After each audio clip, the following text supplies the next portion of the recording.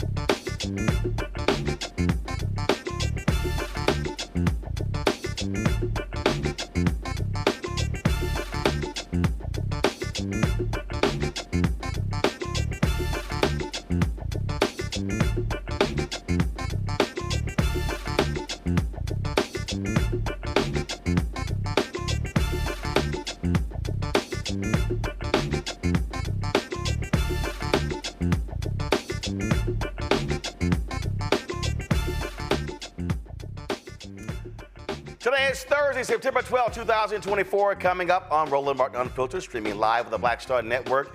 The Oklahoma Supreme Court denies a request to reconsider the Tulsa Race Massacre lawsuit dismissal. We'll talk with the attorney for the last living survivors. Vice President Kamala Harris back on the campaign trail. She was in Charlotte today, and whiny-ass Donald Trump says there ain't not gonna be a debate. She whooped my ass, so I ain't doing that again. Caitlin Clark, oh Lord, these white folks are mad at her. We tried to tell y'all it wasn't all about basketball while these white folks were supporting Caitlin Clark. They're mad because she liked Taylor Swift's post endorsing Vice President Kamala Harris. And if y'all want to see and hear an absolute deranged ass, crazy, unhinged white woman, wait until we show you how Megyn Kelly responded to Taylor Swift endorsing Vice President Kamala Harris. The Black Man Lab and New Georgia Project launches the Black Man Tour. We'll talk with the chair of the New Georgia Project right here on the show. Plus, we'll tell you why a Georgia judge dropped 2 counts against Donald Trump in the Georgia election probe. But the attorney, John Eastman, yeah, he ain't out of trouble. We'll tell you about that as well. Plus, new campaign here from the Harris campaign as well. A lot to talk about, including these racist white folks in Springfield, Ohio, continue to target Haitians to the point where the Haitian families are keeping their kids at home because they're scared for their safety. It's time to bring the funk on Roland Martin Unfiltered on the Black Star Network. Let's go. He's got whatever the miss, he's on it. Whatever it is, he's got the scoop, the fact, the find. And when it breaks, he's right on time and it's rolling. Best believe he's knowing. Putting it down from sports to news to politics. With entertainment just for kicks, he's rolling. It's on go, roll, y'all. It's Roland Martin, yeah. Rolling with Roland now. He's funky, he's fresh, he's real, the best, you know he's Roland Martin now.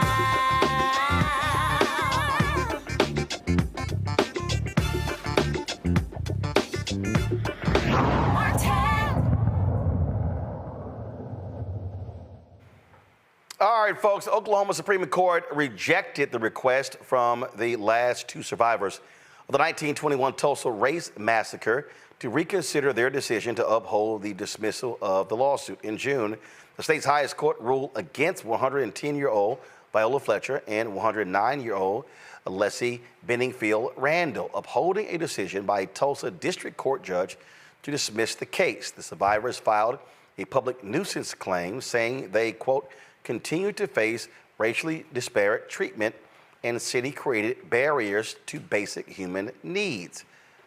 The attorney and founder of Justice for Greenwood, Damario Solomon-Simmons, joins me right now. So, Damario, the question people are asking is this it? Is there anywhere else for y'all to go?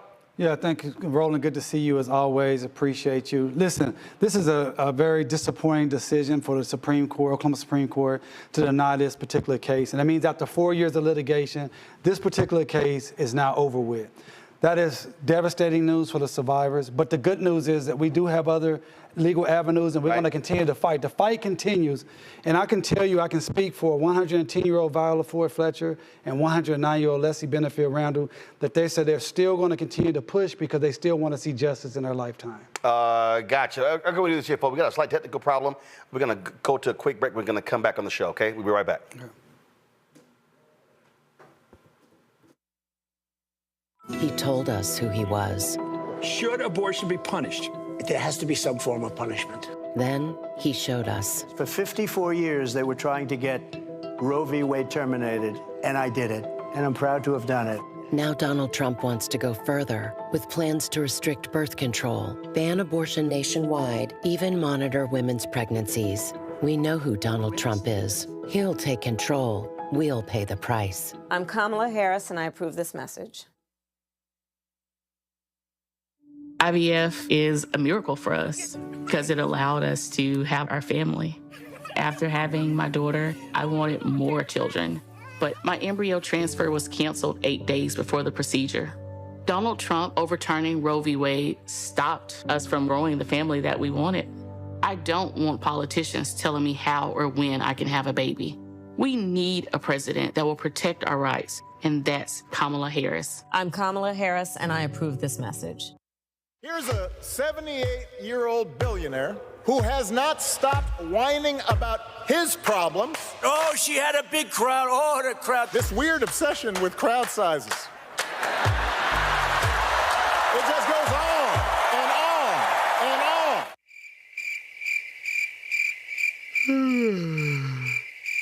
America's ready for a new chapter. We are ready for a President Kamala Harris. I'm Kamala Harris, and I approve this message. In 2016, Donald Trump said he would choose only the best people to work in his White House. Now those people have a warning for America. Trump is not fit to be president again. Here's his vice president. Anyone who puts themselves over the Constitution should never be president of the United States. It should come as no surprise that I will not be endorsing Donald Trump this year. His defense secretary. Do you think Trump can be trusted with the nation's secrets ever again? No. I mean, it's just irresponsible action that places our service members at risk, places our nation's security at risk. His national security advisor. Donald Trump will cause a lot of damage. The only thing he cares about is Donald Trump. And the nation's highest-ranking military officer. We don't take an oath to a king or a queen or to a tyrant or a dictator. And we don't take an oath to a wannabe dictator. Take it from the people who knew him best. Donald Trump is a danger to our troops and our democracy. We can't let him lead our country again. I'm Kamala Harris, and I approve this message. The overturning of Roe almost killed me.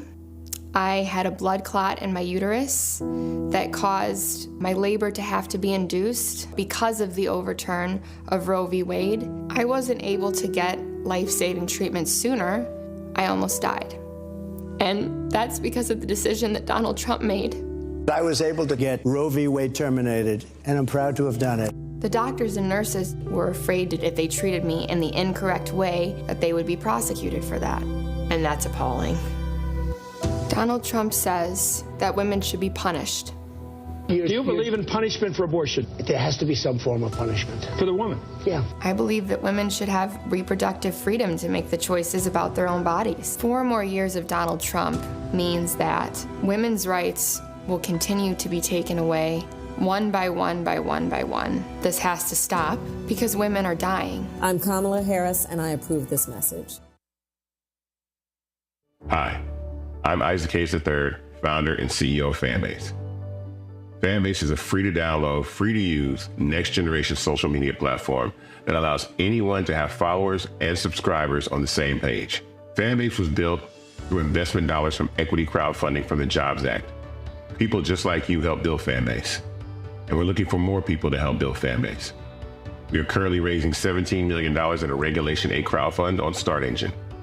We've already crossed $2.1 million, but we're looking to raise more capital from people just like you that deserve the opportunity to invest in early-stage startups without having to be accredited investors. So right now, I'd like you to go to startengine.com/fanbase and invest. The minimum to invest is $399.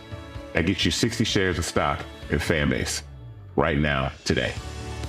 And then use Fanbase to connect with friends, grow your audience, and be you without limits.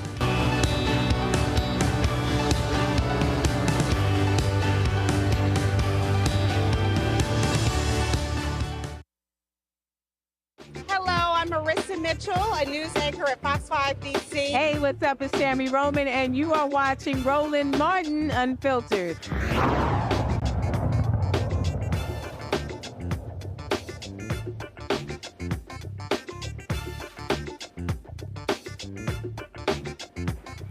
All right, folks, technical issues fixed. Let's get back to our conversation with Damario Solomon-Simmons. You were saying that you have other options. Yeah, this definitely is a disappointing decision for the Supreme Court to unjustly deny these 2 last living survivors an opportunity in court on this particular case. but they are resolute. They want to continue to fight even at 110 and 109. We do have another legal pathway that we are exploring to make viable. And this is also, as you know, Roland, and many people that's been following this work, we've been calling on the Biden-Harris administration for 4 years, almost 4 years now, to open an investigation between the DOJ, Emmett Till Cold Case Act. We need them more than ever. So I need everyone that's listening today to contact the Biden-Harris administration, President Biden and AG Merrick Garland, and explain and ask that they open this investigation. More than ever, we need them to open this investigation with this disappointing news today. Explain to folks the Emmett Till Cold Case Act. Because that was a bill that pursued by Senator Doug Jones. Well, actually, the Emmett Till Civil Rights is actually the Civil Rights Cold Case Act. It was actually introduced in 2007. It was passed signed into law in 2008. It was reauthorized in 2016. And this particular law allows the Department of Justice to open a criminal investigation to civil rights crimes that occurred between 1920 and 1970. And the primary purpose of the act is not even convictions, Roland, but it's to investigate and to provide answers that have been long hidden by authorities that conducted or perpetrated these particular crimes. And so this is what we have here. The massacre happened in 1921. We still know about 10% about what actually happened. We still don't know all of the perpetrators. We still don't even know all the victims of the massacre. And we need the Department of Justice to open this investigation. Roland, do you know that the massacre is the largest crime scene in U.S. history, modern U.S. history, and has never been investigated by any level of government? Now, go to my iPad. This is a part of the DOJ. So, is the pressure should be put on Merrick Garland, the Attorney General, because he's the AG. Right. He could actually tell the Civil Rights Division to launch this. Yeah, absolutely. Merrick Garland is who we need to act here. When we've had several meetings with our good friend Kristen Clark, who is the Assistant Attorney General for Civil Rights. She's a friend of civil rights. I believe she's a supporter of Justice for Greenwood and these survivors, but it's not her call. We need the AG, Merrick Garland, to make the call to open this investigation. And again, Roland, we're not asking for them to do something special or extraordinary. We're asking them to utilize the law that is right there that they can actually use. And again, folks, if you go to my iPad, it says in 2006, the FBI began its Cold Case Initiative, a comprehensive effort to identify and investigate racially motivated murders committed decades ago. Pursuant to the initiative, the department, I mean the DOJ and the FBI are working together to address violations of criminal civil rights statutes resulting in death that occurred not later than December 31st, 1979. Toward that end, each of the 56 FBI field offices searched their cold case files to identify incidents which might be ripe for investigation. Since February 2007, the FBI and the division have partnered with the National Association for the Advancement of Colored People, Southern Poverty Law Center, and the National Urban League to identify additional cases for investigation and to solicit their help. I mean, certainly, this is certainly a case where murder took place. Murders took place. We know of hundreds of murders that took place. In fact, we know over 3,000 people were disappeared. We don't know what happened to them. We just know that they were in Tulsa, living their lives on May 30th, 1921, and on May 31st and June 1st, 1921. No one ever heard from them again. And Roland, as you know, we actually met with the DOJ, the two survivors, Uncle Red, who's now deceased, and Mother Fletcher, his sister, back in May of 2023, over a year ago. We met with them. We talked with the DOJ. They said they were going to get back with us, and we're still waiting, and time is of the essence. We need Merrick Garland and the Department of Justice to act today. And so all of you could go to justiceforgreenwood.org, our website, justiceforgreenwood.org. We have a link there where you could sign in and send a note, a sign-out petition. We're going to be delivering those petitions and those signatures to the DOJ along with postcards from around this nation. We need them to act now. My panel today, folks joining us right now, Dr. Ming-Young Guy, Associate Professor, Department of Family Medicine and Population Health, Virginia Commonwealth University, Dr. Greg Carr, Department of Afro-American Studies, Howard University. Ming-Young, your question first. Yeah, I think one of the things that I wanted to ask you, and thank you for continuing on this work. This is incredibly important work, but I think it's important for the audience to know why is time of the essence? It sounds to me that the federal government is running out the clock, so to speak, because don't you have to have survivors of this massacre in order to have standing, or is that not the case? How does that come into play? Because these individuals are older, right? And is time of the essence simply because of the fact that they need to be existing in order to have standing, and so we have to get ourselves together and push now? Is that what it is? Well, thank you for the question. Well, I get the time is of the essence for a few reasons. Number one, our client, Mother Fletcher, is 110 years old. Mother Randall, Leslie Benefit Randall, is 109. She'd be 110 on November 10th. And so time is of the essence because just like every other of the thousands and thousands and thousands of individual black folks that suffered the massacre who died without any form of justice, we do not want that to happen to them. So that's number one. Number two, you think about for 103 years, we've been trying to get justice for what happened in Tulsa and what happened to our community collectively. Tulsa, the massacre is not just about what happened to the black people in Tulsa, but it's about how it destroyed our development as a people throughout this entire nation. Number three, time is of the essence because we do not know what's going to happen in November. We're all supporting the Vice President Kamala Harris. She should win. She's the most qualified person to ever run for the presidency, in fact. But we don't know what's going to happen. We need the Biden-Harris administration to act now while they have the power to do so. And number four, time is of the essence because my clients have gone and done everything that's been asked about them over the last 103 years. Think about that. 103 years, and yet they continue to have the door shut in their face each and every time. So we need to get justice for them now, and this fight will continue, but we want them to see some form of justice. Greg Carr. Thank you, Roland. It's always good to see you, Brother Damario. Yeah, Dr. Carr. Yes, sir. Yes, sir, Counselor. Looking at, and I would encourage everybody, in addition to going to sign to make sure that we get Merrick Garland off his behind and on this, to go to justice.gov and look at the list of the cold case closing memoranda here under the Civil Rights Division. It is literally a history book of violence against black people. Not just black people. I see Jim Reeb on that list, Schwerner, Goodman, and Cheney, of course, on that list. Of course, Emmett Till, so many others.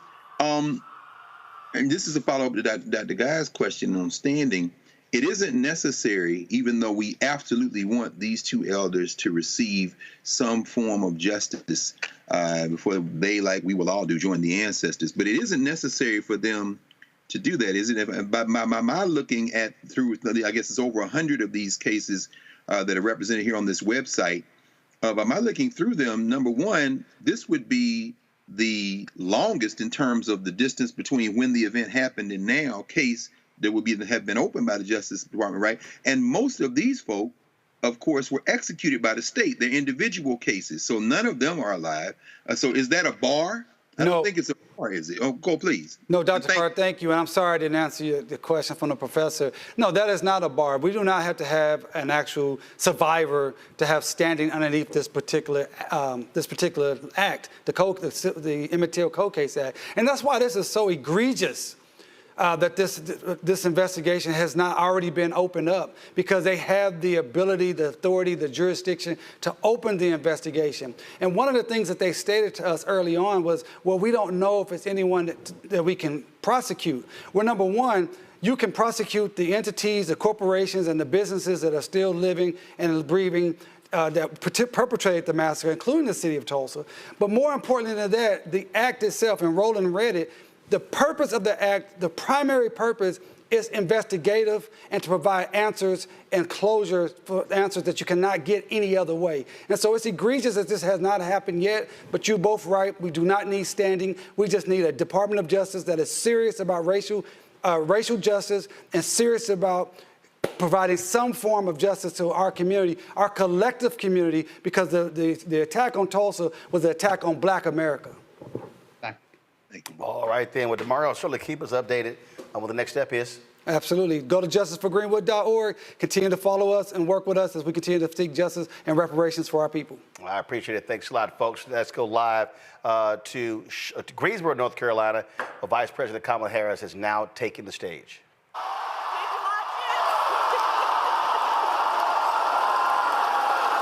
And look, I believe we owe it to have another debate.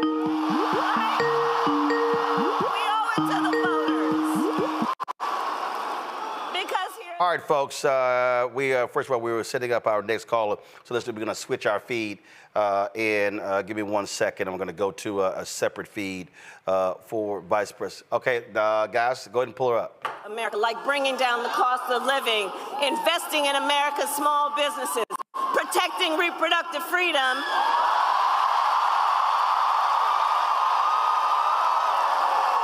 and keeping our nation safe and secure.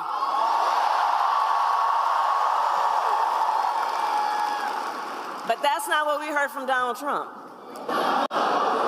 Instead, you know, and I called it at the beginning of the debate, it was the same old show. Same old tired playbook we've heard for years, with no plan for how he would address the needs of the American people. Well, folks, look, it's time to turn the page.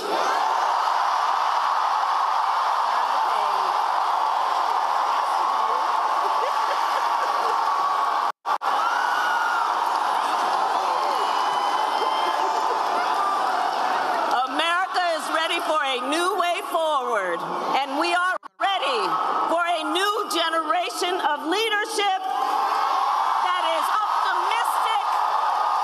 optimistic about what we can do for our country together.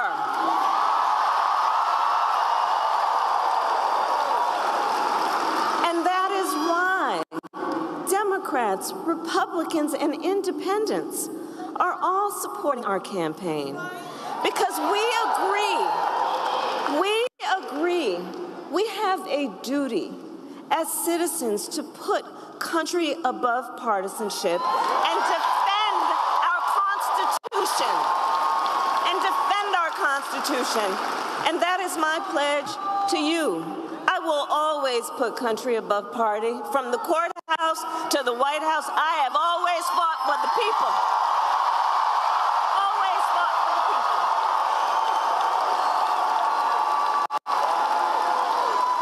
From being a young courtroom prosecutor, yes, and it's, yes, USA, go on.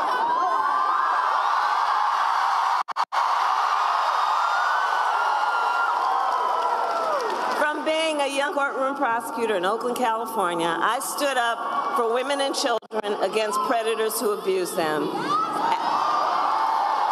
As Attorney General of California, I took on the big banks and delivered $20 billion for middle-class families who face foreclosure. I stood up for veterans being scammed by big for-profit colleges, who are being cheated out of their wages, the wages they were due, for seniors facing elder abuse. I will be a president for all Americans.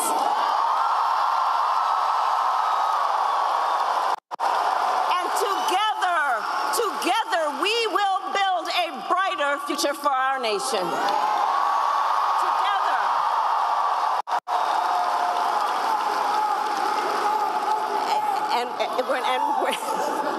All right, Newt.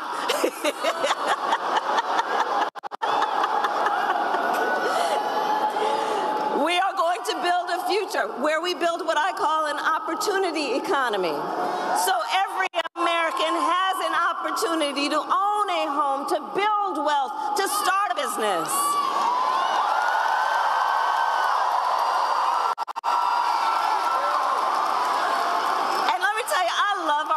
Businesses. Are there small business leaders here? Raise your hand. That's right. So, you know, growing up, my mother, she worked long hours. She often worked very long hours, my mother. And so my sister Maya and I would go over to Miss Shelton's house. Now, Miss Shelton, we called her our second mother. She was the second mother to us. She actually was from Louisiana, and she would take care of us in the evenings and on the weekends when my mother was working. And she was a small business owner. And let me tell you what I learned from being a young child about a small owner, Miss Shelton. Our small business owners, you are business leaders, and you are civic leaders, you are community leaders, you hire locally, you mentor, you are part of the fabric of our communities, and you mountain are the backbone of America's economy. The backbone. So I have a plan for you, and my plan is to give a $50,000 tax deduction for startup businesses. Because I understand not everybody, like the person that was on the stage with me the other night, gets handed $400 million on a silver platter and then files for bankruptcy 6 times. Come on, come on. I know because look, my mother, she worked hard, she saved up, and it wasn't until I was a teenager she was able to buy our first home. I know the challenges that Americans and working people and families are having right now in terms of affordable housing. And we need to build more housing in America. So part of my plan, part of my vision for an opportunity economy is we are going to cut red tape and work with the private sector to build 3 million new homes by the end of my first term.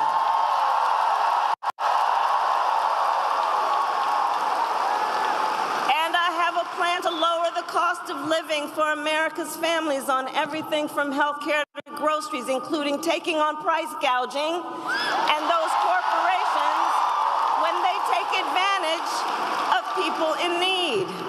Under my plan, more than 100 million Americans will get a tax cut. Thousands of dollars of your hard-earned money will go back in your pockets, including $6,000 during the first year of a child's life for young parents, knowing in that critical stage of your child's development, you might need a little help, not just to get by, but to get ahead. And I will always put the middle class and working families first. I know where I came from.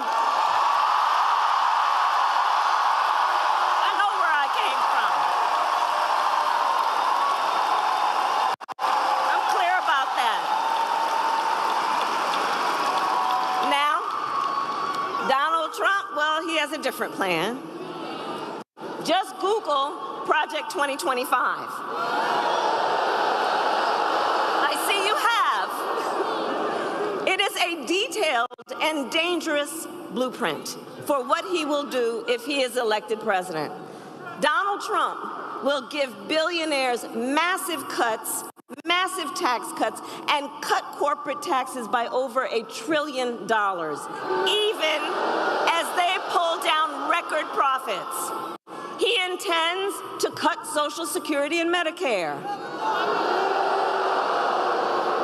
And he wants to impose what I call a Trump sales tax on everyday basic necessities, which will cost the average American family nearly $4,000 a year. Some of the top economists in our country and in the world have reviewed these plans. Goldman Sachs, for example, has said that my plan would grow our economy and his plan would shrink the economy. That his plan would reignite inflation and send us into a recession by the middle of next year. On top of this, Donald Trump intends to end the Affordable Care Act. Now think about that. Think about that. We remember what it meant when insurance companies could deny you for a pre-existing condition. Remember what that was? So he wants to get rid of it. And as he said in the debate, he made clear he has no plan to replace it. In fact, you remember?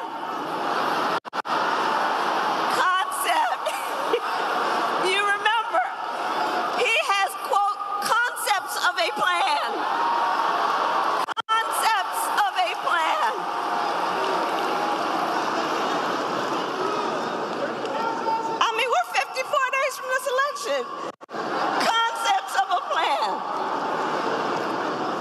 which means no actual plan, And 45 million Americans Americans are insured through the Affordable Care Act. So understand what that means. He's going to end it based on a concept and take us back when folks were suffering. Well, we're not going back. We are not going back. We are not.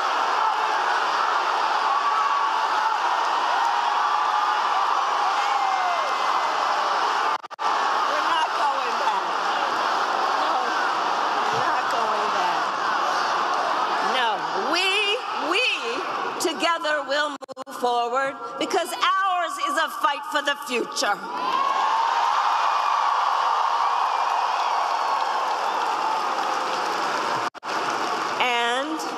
And ours is a fight for freedom.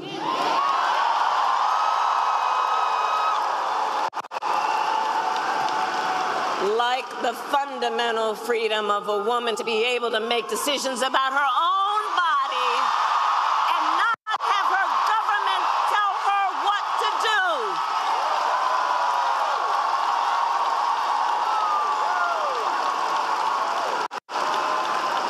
And we remember how we got here. Donald Trump hand-selected 3 members of the United States Supreme Court with the intention that they would undo the protections of Roe v. Wade, with the intention they would undo the protections. And they did exactly as he intended. And now more than 20 states have a Trump abortion ban, including North Carolina, and every single state in the South except Virginia, many with no exceptions even for rape and incest. It is immoral. Immoral. And I know everyone here understands. Let us agree. One does not have to abandon their faith or deeply held beliefs to agree. The government should not be telling her what to do with her body.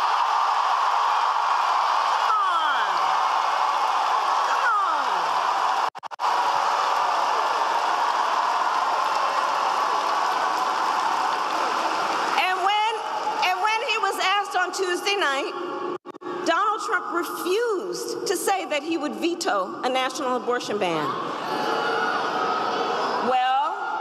Well, when Congress passes a bill to restore reproductive freedom, as President of the United States, I will proudly sign it into law. Proudly sign it into law.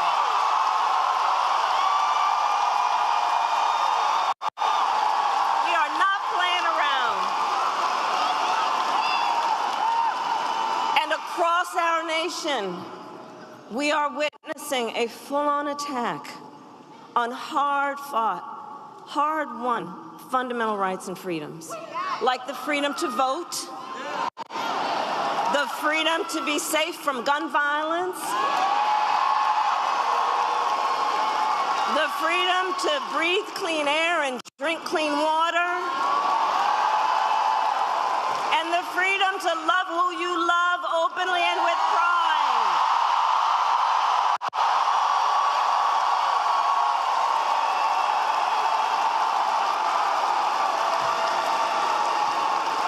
And here's the thing that I know about all of the North Carolinian leaders who are here. You know this so well, it's part of your DNA. Generations of Americans before us led the fight for freedom. Generations of Americans before us, many from right here, led the fight for freedom.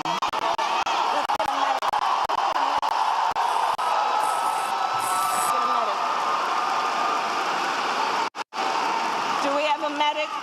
Let's get a medic over there, please. Let's get a medic over there. Yeah, but let's make sure, see, this is who we are. We look out for each other. That's what leaders do, looking out for each other. Okay, we've got a medic. Okay. So generations of Americans before us led the fight for freedom, and now the baton is in our hands. The baton is now in our hands. And we who believe then in the sacred freedom to vote will finally pass the John Lewis Voting Rights Act and the Freedom to Vote Act.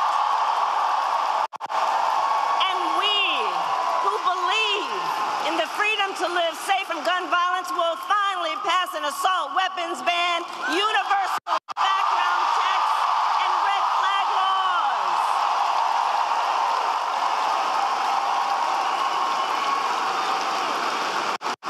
So much is on the line in this election.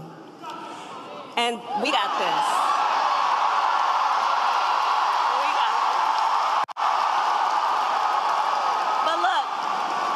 But look, here's the thing. This is not 2016 or 2020. The stakes are even higher.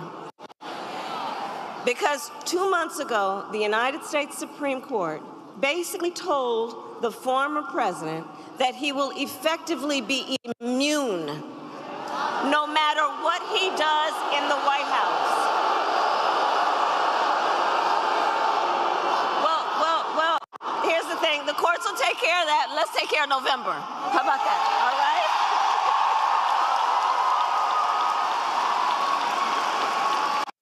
But imagine what that court ruling means. Imagine what that means. Because before, there might have been at least the belief that there would be the threat of consequence. But now there's an explicit ruling from the court that suggests he would be immune. Imagine Donald Trump with no guardrails. Imagine what that would look like. He who has vowed, if reelected, he will be a dictator on day one.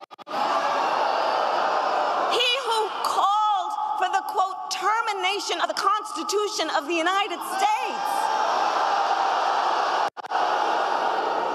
And let us be very clear, someone who suggests that we should terminate the Constitution of the United States should never again stand behind the seal of the President of the United States.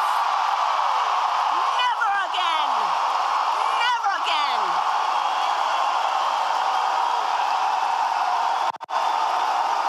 Never.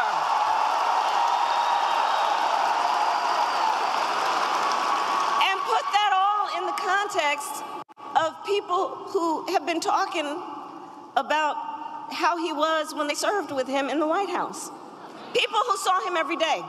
His national security advisor, his defense secretary, his chief of staff, and his vice president. All of whom have warned America, Donald Trump is not fit to be president of the United States.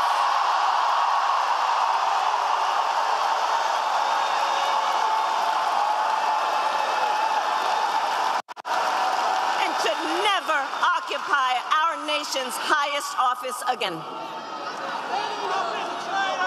So North Carolina, I believe it all comes down to this. We are here together. We are here together because we love our country. We love our country.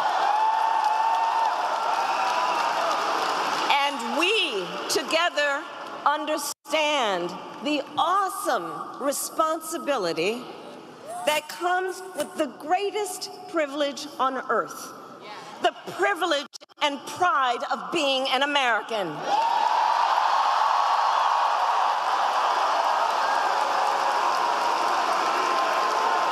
It's an awesome responsibility.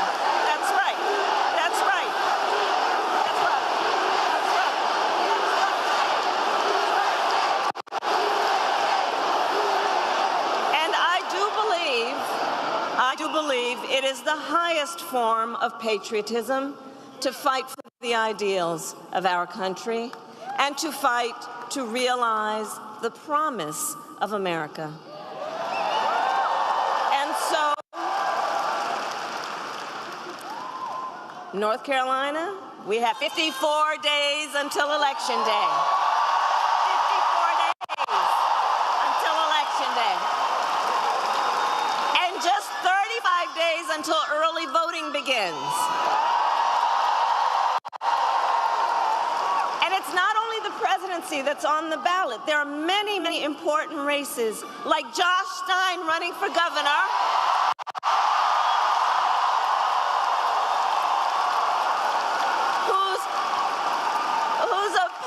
Whose opponent was handpicked by Donald Trump because he wants a total ban on abortion in this state.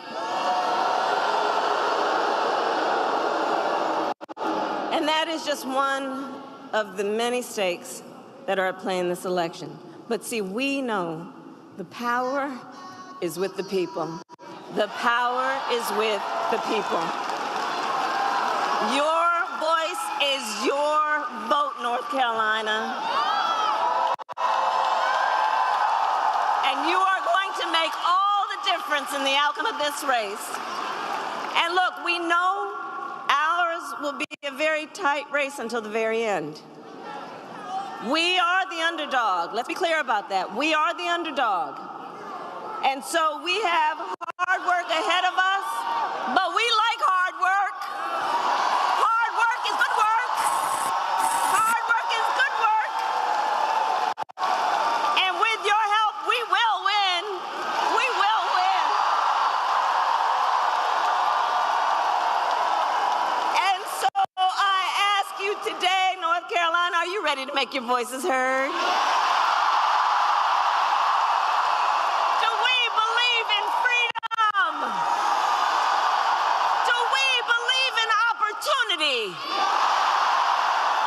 we believe in the promise of America? And are we ready to fight for it? And when we fight, we win. There you go. God bless you, and God bless America.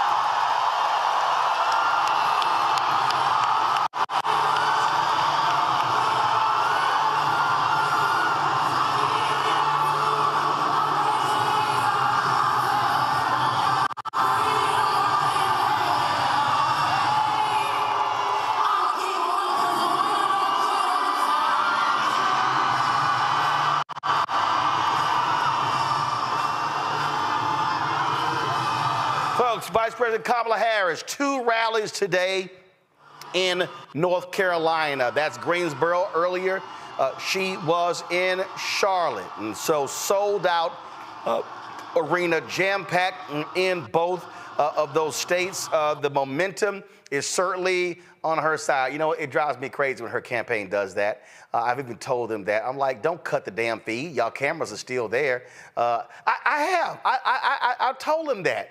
I'm like, so, okay, I know some of y'all watching. It's a pet peeve of mine, okay? Listen, your cameras are there. You're already live. When the rally is over, you don't just end the feed. You stay on her. She's going to be waving. And that's what you do. I don't understand why they cut the feed. Ain't like they about to pack up.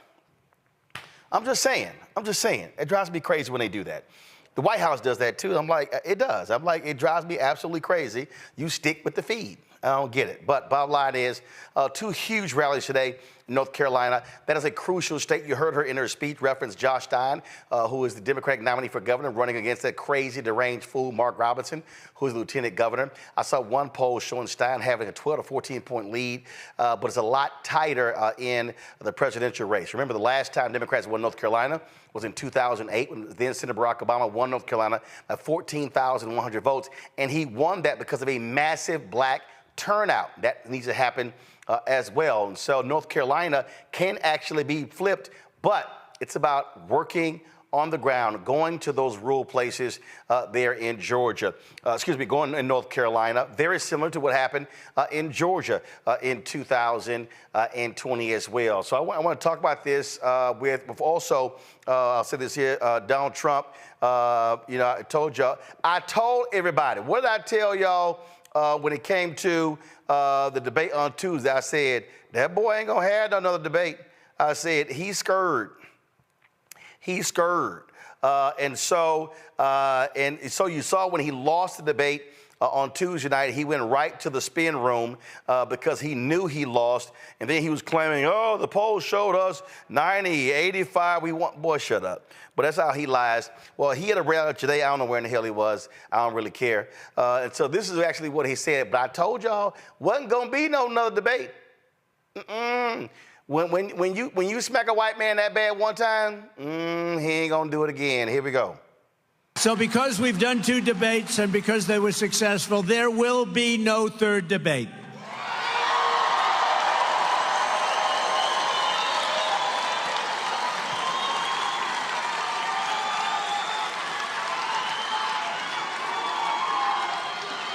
It's too late anyway. The voting's already begun. Yeah, see, what happened was Vice President Kamala Harris, see, she brought some baby powder, and she smacked his ass like a pimp. And so that's actually what happened at the debate. Again, what has to happen, a repeat in Georgia, a repeat in North Carolina, that is turning out rural voters, turning out black men as well. My panel, of course, is Lauren Victoria Burke with NNPA, Black Press Youth of America. She joins us right now as well. Also, joining us on the show right now is Dr. Francis Johnson, chair of the New Georgia Project. I'm gonna bring this together because you're starting your Black Male Tour. And when we had Christopher Toller on yesterday, and guys, bring up all 5 of us. When we talked about the numbers, I mean, the reality is she still has room to grow when it comes to black voters. And North Carolina, Lauren, I want to start with you. North Carolina, same as Georgia. You can't just focus on Charlotte, Greensboro, Raleigh, Durham. You really have got to go to the black belt of North Carolina. You got to go to those rural places, the places where they don't see people often. Vice President Kamala Harris, Governor Tim Walz, they were in Georgia for that rural tour. More of that has to happen because what they cannot do, a lot of those places have a lot of black votes, but you got to get them out. Yeah, and a lot of people that probably haven't seen a Democrat in a long time. Obviously, when they went to Georgia, they went to Savannah, which was a really, I think, a surprise to a lot of strategists. But here it is. I mean, when you have a really close race, and that race in Georgia promises to be close, and anything I think in North Carolina promises to be close, I think the Republicans have a problem with their top of ticket, Mark Robinson. I just walked out of a reception downtown Washington, D.C., and Mondale Robinson was there, and we had a very lively talk about black voters, as we typically do, and he was pointing out much the same thing. And the thing to really pay no attention to really is the punditry and people who don't analyze black voters, and I would say also particularly ignoring the New York Times, which is very strange. All the data projects that black voters are energized. There was a report a few minutes ago from Target Smart that Taylor Swift's announcement is bringing in something like 8,000 or 9,000 registrations per hour. You could assume that is probably for Team Blue, particularly since Taylor Swift endorsed the vice president. But on top of that, and what you just said, Roland, about rural, these are the things you have to do in a close race. These are the things that could really matter, and particularly for Georgia and North Carolina. And certainly Pennsylvania, but Georgia and North Carolina, this is going to be a very close race, no matter what anyone says. And these types of moments where we see these registrations and we see the vice president campaigning in what would be considered non-traditional places for Democrats, it could really matter in the end. But when we talk about going to those places, Min Young, what has to happen is it has to be not just the vice president and Governor Tim Walz. This is where you've got to have an aggressive surrogate campaign. This is where you've got to be holding lots of events. I go back to 2020 when I was on the ground in the runoff for Warnock and Ossoff, and you had New Georgia Project, you had Georgia Stand Up, you had Black Voters Matter, You had folks who were holding rallies. They were having concerts. Now granted, it was COVID, and so it was parking lots and things along those lines. But they were touching the people. They were talking to the people. They were going there. They were going to places in Georgia.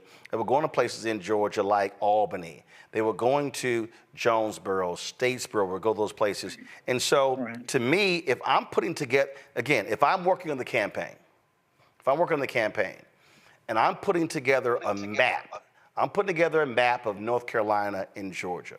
And what I'm saying is, okay, I'm looking at all of these places. So give me the places, I want to know first the places where the black population is 50% or higher. And then I'm going down 40, 30, 20, 10. And I'm now separating that. So I now want to say, okay, now where am I sending people? Where are we having events? Okay, you got all these entertainers. Okay, I don't need y'all in Atlanta. I don't need y'all in Charlotte. I don't need you in Greensboro. I need to send you to the places where they never see entertainers. Oh, now I'm looking at this place here. And okay, if I'm in North Carolina, let me look at the overlays. In these precincts here, how many of these people voted for Obama in 2008, but didn't come back and vote in 2010 midterms? How many voted in 2012, and then 14 midterms, then 2016, then 18 midterms, then 2020, then 22 midterms? Now that's giving me an idea of where I need to be sending people. That, to me, is the depth in which not only the Harris campaign should be looking at, but the Democratic National Committee, and also all of these damn PACs that are taking in crazy amounts of money, and they're dumping that money on television. But in many of these places, and we're going to talk about this here with Francis, a lot of these places, you got these small little gospel stations that preachers have, whatever, that are reaching the community that folks are not tapping. That's where your margins are going to come from in terms of the victory. Absolutely. 100%. Francis, 1 second. Mignon, that was for you. I'm going to come back to Francis. Okay, Hold on. Sorry, you went on a little while. But I called your name for a reason. That was called teeing you up. I got you. See, if you had your Time Life headset on, you would have figured that out. You just hate the fact that you can't wear them on your head. That's all. Oh, I can. One of the things I think you're 100% right? The campaign and these individuals have to tap these untapped markets. But one of the things I really want all of us to remember, I have so many things to say right now. I'm thinking Nicole Hannah-Jones, America wasn't democracy until Black people made it one. That's what I was hearing when I was listening to Vice President Harris. But one of the things that I really want all of us to remember is that democracy is a participatory engagement, right? So yes, the candidates have to do what they got to do.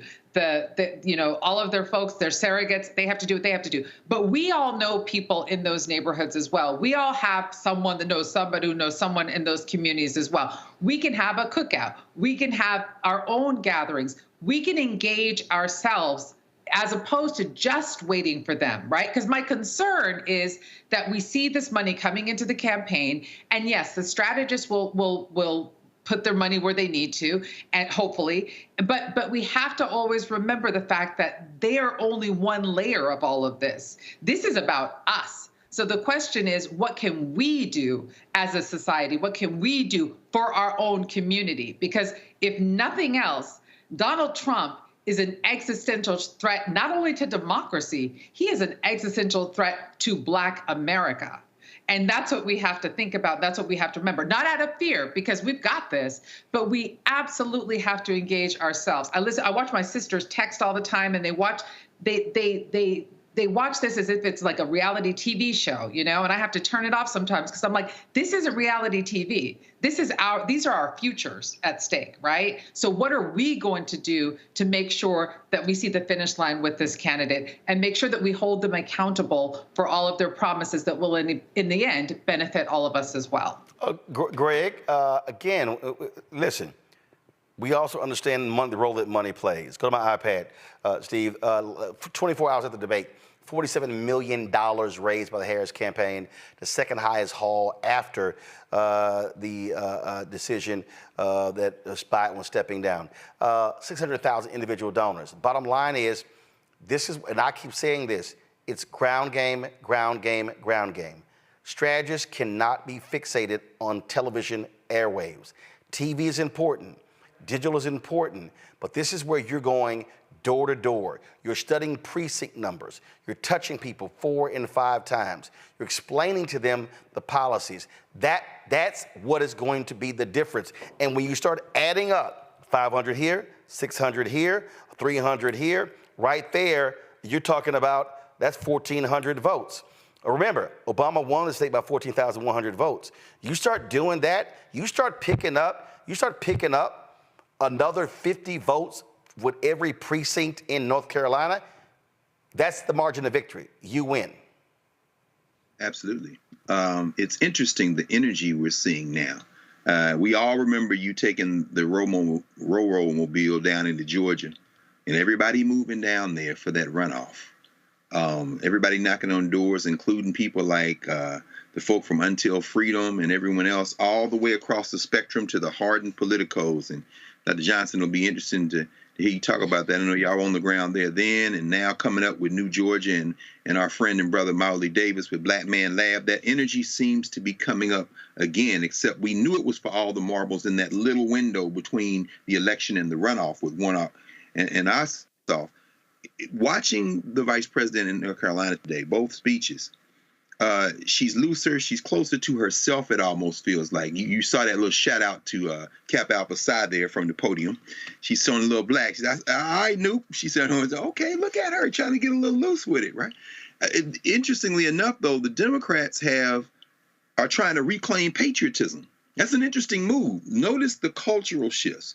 Dick Cheney and those folks, open enemies of our common humanity, have endorsed Kamala Harris. What does that mean? I think in part it means that they think that national security, that their nationalist project is safe in her hands. Then you see the cultural warriors like Taylor Swift. The pop culture takes its shift.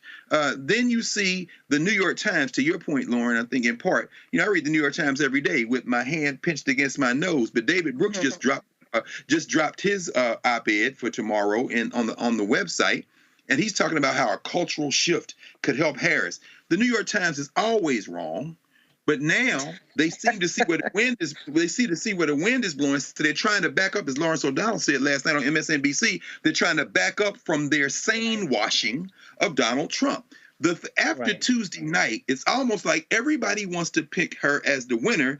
And the trendy, Tim Walz today in Grand Rapids, Michigan, instead of saying we won't go back, the crowd started chanting we won't eat cats. So, the momentum is seeming like it's the normal people versus the weirdos. And Kamala Harris seems to be opening a kind of sensibility that I think, and Roland, you remember this, of course, when you invited then Senator Harris down to the TV1 studio. And one of my former students, graduate now, was on her staff. And as they were coming in and out of the studio, she was playful. She was kind of this Harris we saw at the podium today is closer to the Kamala Harris people know when the microphone is off and the lights are down. And I think that's going to trend in her benefit as this country gets to pick between a sane person and this fool. And that number picking for the fool seems to be, if not shrinking, scared that they're about to hit an avalanche if we do what needs to be done. I think the tours like the one that y'all launching, this Black Man Tour, are important. You have to touch people. You have to touch them. You can't, and these smaller conversations then begin to lead to the personal conversations, and then they begin to build and grow this way. I keep reminding people what the date is. It's the 12th of September. The election ain't tomorrow, Francis. And so I keep telling folks, yes, you got early voting. Go back. Yes, you got early voting. Yes, you got all of that. But it's a build up. So if you look at November 5th and you say, conversations start now, you go for the next 3 weeks, you're into October, you got 5 weeks before the election day, you build up to that, and that's what gets people out to vote. Absolutely. The good thing about it is we didn't stop after you left the tour in 2022. We have engaged in this black man conversation consistently and ongoing in the interim. And additionally, the New Georgia Project has been building power in these communities every day, 365 days and 366 days, because this is a leap year. And in these last 54 days before Election Day, we know our assignment, which is to turn out those communities that we've been in conversation with this whole time. We just wish that the rest of the apparatus that claims they want victory would share in the resources they have in this final push. Well, that's one of the reasons why when we had our Win with Black Men call, we made a strategic decision to not send all the money to the campaign. And there were some people who were upset by that. And I told them, I don't give a damn. I literally said, I don't give a shit what you think. That was a quote. And I said, and we will do it again.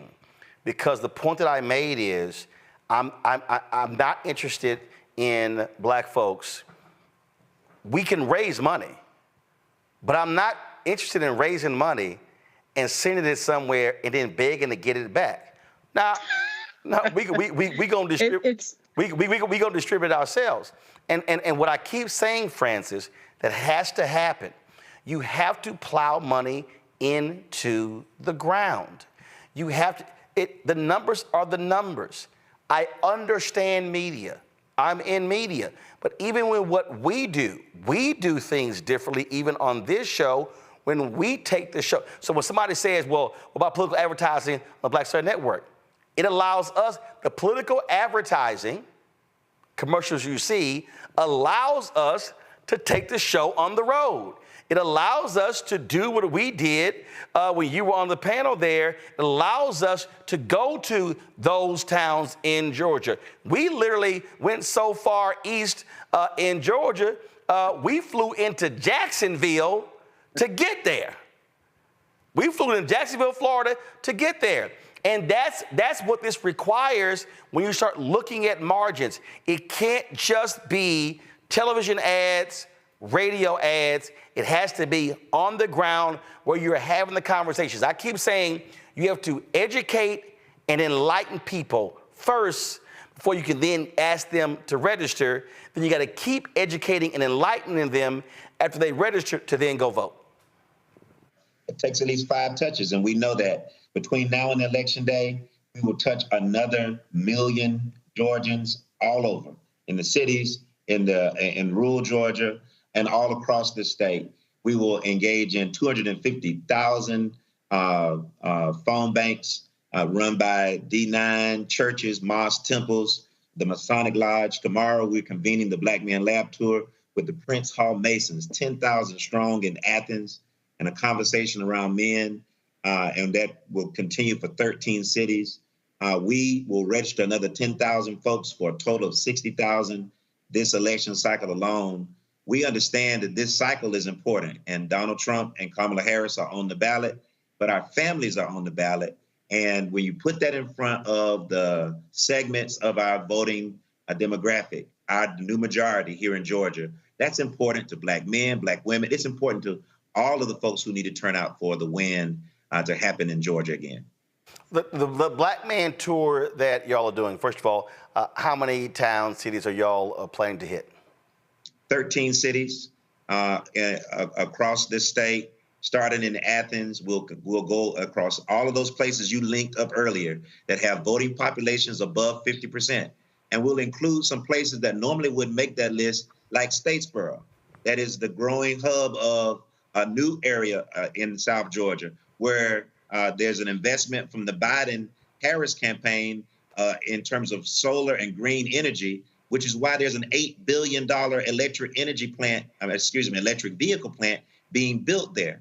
You're seeing white farmers convert to solar farms, and make no mistake about it, they may have voted for Trump and the Republicans before, but they understand that the future of their solar farms now are in the hands of people who believe that there is a crisis in terms of our environment and that the green agenda makes sense for them, dollars and cents for them. So that's why she was in Savannah, because the largest investment in green energy in the South is 4 miles outside of Savannah in a place called Pembroke, Georgia.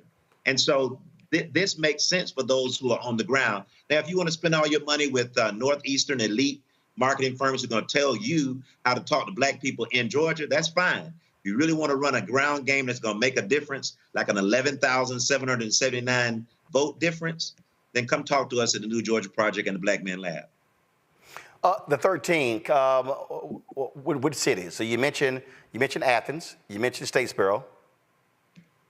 Augusta, Valdosta, Brunswick, where that tragedy happened with Ahmaud Arbery. Yep. Atlanta, we'll be out in Clayton County, in Gwinnett County, we'll be in Macon-Bibb, we'll be in Warner Robins, and in a couple of those stops, we will engage again.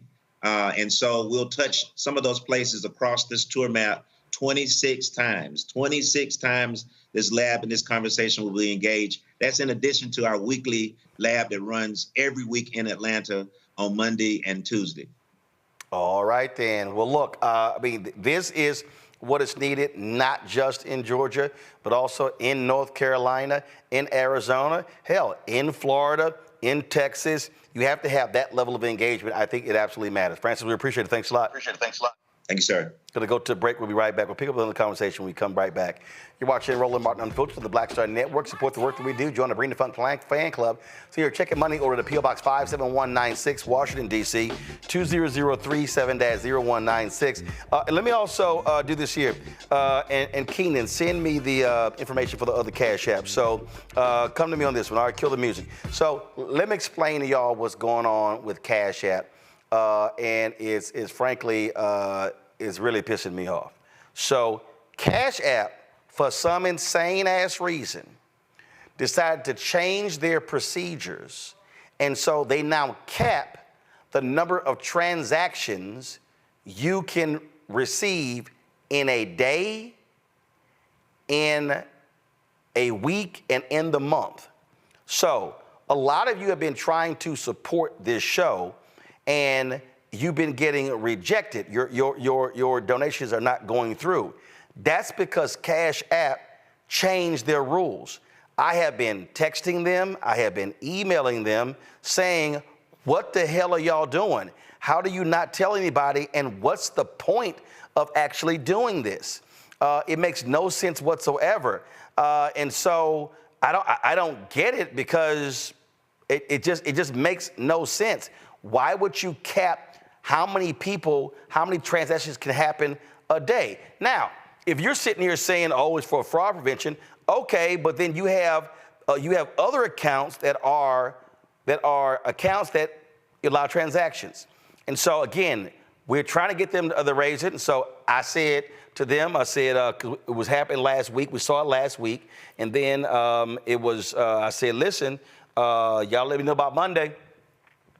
Well, I said, I'm gonna start calling y'all out. So here's what we're gonna do. Y'all use something else other than Cash App. I'm telling y'all what Cash App is doing, okay? So here's what we had to do. We had to create additional, and I didn't want to do this. I did not want to create additional Cash App accounts, because then folks are like, well, I don't know which one is real, which one works, or whatever. So this is a backup Cash App right here, which is $ Uncle Roro Martin. That's what that right there. So come on, go ahead and show it. So that's a backup Cash App. We have a third backup Cash App. And so we're trying to get them to change this stupid ass policy, because it's just dumb. It's just dumb. So, and so don't use our normal one, which is the one, don't use that one, because again, I mean, every time it gets blocked, I get a notification of it being blocked. And it just keeps happening. And this thing really started last week. It just makes no sense to me whatsoever why Cash App is doing this. And so, in fact, somebody tried to do a payment the last hour. Robin Thames tried to actually do a payment. Nope, got rejected. Victoria Herndon tried to give us her $50. She called it her tithe, got rejected. Michelle Chatham got rejected. Angela, our line got rejected because they're trying to give to our normal Cash App. So this is the backup Cash App. Here are the other forms that we accept electronically. PayPal, okay, R. Martin Unfiltered. That's paypal.me/R. Martin Unfiltered. Venmo is /RM Unfiltered. Zelle, Roland@RolandSMartin.com, Roland@RolandMartinUnfiltered.com. And so we are putting pressure on Cash App. I'm about to post this. I need y'all to also tell Cash App what the hell are y'all doing because they need to change this. All right, folks, I'll be right back.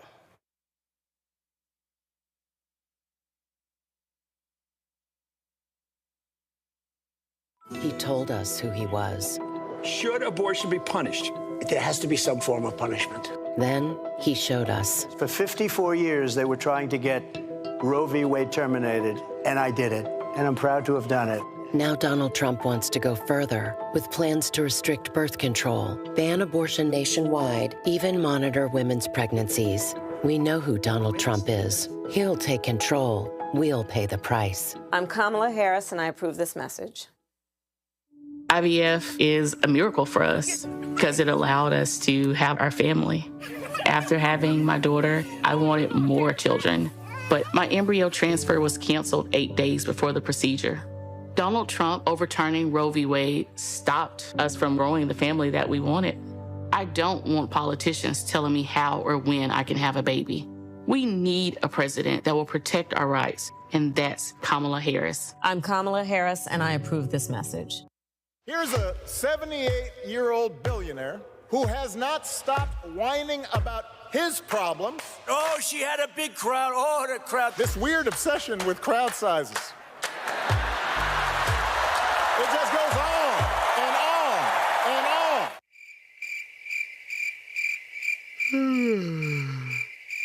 America's ready for a new chapter. We are ready for a President Kamala Harris. I'm Kamala Harris, and I approve this message. In 2016, Donald Trump said he would choose only the best people to work in his White House. Now those people have a warning for America. Trump is not fit to be president again. Here's his vice president. Anyone who puts themselves over the Constitution should never be president of the United States. It should come as no surprise that I will not be endorsing Donald Trump this year. His defense secretary. Do you think Trump can be trusted with the nation's secrets ever again? No. I mean, it's just irresponsible action that places our service members at risk, places our nation's security at risk. His national security advisor. Donald Trump will cause a lot of damage. The only thing he cares about is Donald Trump. And the nation's highest-ranking military officer. We don't take an oath to a king or a queen or to a tyrant or a dictator. And we don't take an oath to a wannabe dictator. Take it from the people who knew him best. Donald Trump is a danger to our troops and our democracy. We can't let him lead our country again. I'm Kamala Harris, and I approve this message. The overturning of Roe almost killed me. I had a blood clot in my uterus that caused my labor to have to be induced because of the overturn of Roe v. Wade. I wasn't able to get life-saving treatment sooner. I almost died. And that's because of the decision that Donald Trump made. I was able to get Roe v. Wade terminated, and I'm proud to have done it. The doctors and nurses were afraid that if they treated me in the incorrect way, that they would be prosecuted for that. And that's appalling. Donald Trump says that women should be punished. Do you believe in punishment for abortion? There has to be some form of punishment. For the woman? Yeah. I believe that women should have reproductive freedom to make the choices about their own bodies. 4 more years of Donald Trump means that women's rights will continue to be taken away one by one by one by one. This has to stop because women are dying. I'm Kamala Harris, and I approve this message. Hi, everybody. I'm Kim Coles. Hey, I'm Donnie Simpson. Yo, it's your man Dion Cole from Blackish, and you watch Roland Martin, Unfiltered.